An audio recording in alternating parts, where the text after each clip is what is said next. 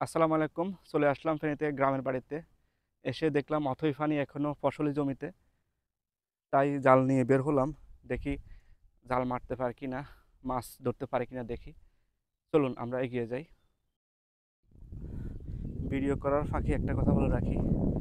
Office থেকে ছুটি নিয়ে বাড়িতে আসছি, কারণ বাড়ির অবস্থা খুবই খারাপ। বন্যার পানিতে সব নষ্ট হয়ে গেছে। কালকে রাত্রেও ঠিকমতো ঘুমাতে পারিনি। কোথায় ঘুমাবো আসলে? যাই হোক, তারপরও কিছুটা ঘুমিয়েছি। আজকে সব রেডি করতে হবে। রেডি করেছি, সকাল পর্যন্ত কিছু কাজ করেছি। এরপর একটু আসলাম মাছ ধরতে। দেখুন জাল কীভাবে রেডি করতে হয়। প্রথমে এইভাবে, এরপর একটু উপরে, তারপর হাতে নিতে হবে কিছু, তারপর এটা নিতে হবে এখানে। ওদিকে ওদিকে ফোকাস কর। এই যে দেখি সামনে জালটা ফেলে দেখি। যদিও এখন অনেক গরম, মাছ এখানে থাকার কথা না। আমি উপযুক্ত জায়গা পাচ্ছি না মারার জন্য। আমি এই প্রথম অনেক বছর পর জাল হাতে নিলাম। দেখি মারতে পারে কি না। হয়তো সুন্দর হবে না।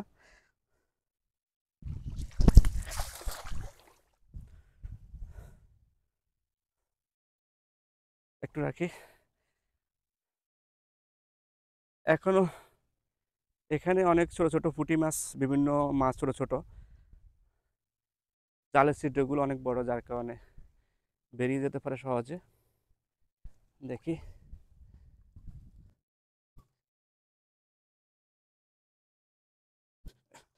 এই যে পুঁটি মাছ একটা দেখা যাচ্ছে, পুঁটি মাছ একটা দেখা যাচ্ছে। যাই উপরে। দেখুন তেলাপিয়া মাছ, যেগুলো পুকুর থেকে বেরিয়ে গেছিল। ওকে।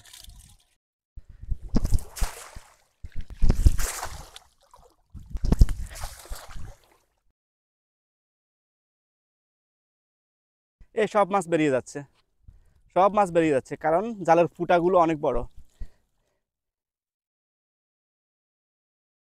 ছোট ছোট মাছ, মাছ কিন্তু অনেক, কিন্তু ছোট ছোট। এই ফুটে যাচ্ছে সব।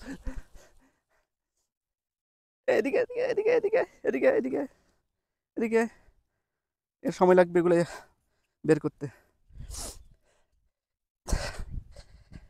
আসলে প্রচুর গরম। এই গরমের ভিতর জাল দিয়ে মাছ তোলা আরও কষ্টসাধ্য। খুব কষ্ট হচ্ছে, কারণ রোদের হিট অনেক বেশি। এখানে দেখতে পাচ্ছি অনেকগুলো মাছ, কিন্তু এই মাছটা কি দেখতো? এটা কি, এটা কি মাছ? দেখ, এটা তো বড়। ও, এটা তো বাচ্চা। কিসের বাচ্চা এটা? কিসের বাচ্চা এটা? ক্রিকেট নাকি? যাই হোক, এই যে এটা তেলাপিয়া। ছোটো ছোটো, অনেক ছোটো ছোটো মাছ। খুবই কষ্ট হয়। যাই হোক, আসলে আমাদের কষ্ট দেখিও লাভ নেই, কারণ আমরা তো খেয়ে বাঁচতে হবে। প্রচুর গরম পড়তেছে। মাছগুলো ছায়াতে আশ্রয় নিয়েছিল। এই সুযোগেই আমি জাল মেরে সব মাছ উঠিয়ে ফেলছি।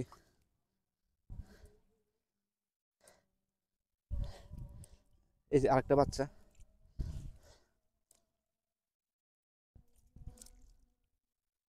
পানি ময়লা অনেক, ধুতে গেলে মাছগুলো বেরিয়ে যাবে। এই পর্যন্ত এই মাছগুলো তুললাম। এই দেখেন,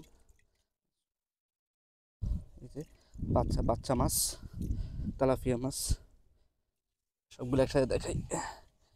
এই যে